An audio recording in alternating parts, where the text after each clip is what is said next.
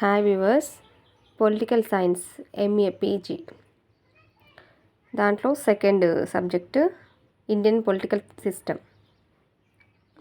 దీంట్లో మొత్తం భారత రాజకీయ వ్యవస్థ గురించి, భారత రాజ్యాంగం గురించి, లోక్సభ ఇలా అన్నీ ఉంటాయన్నమాట.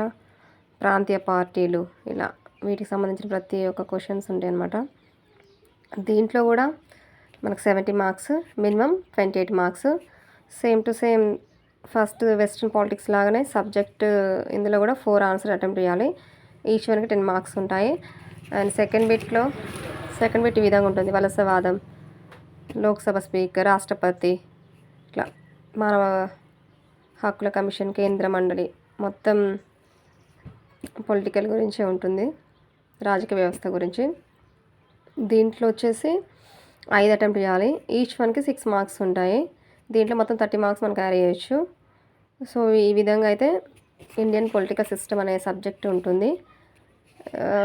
మీకు మోర్ అప్డేట్స్ కోసం, మోర్ వీడియోస్ కోసం కామెంట్ సెక్షన్లో కామెంట్ చేయండి. Thank you.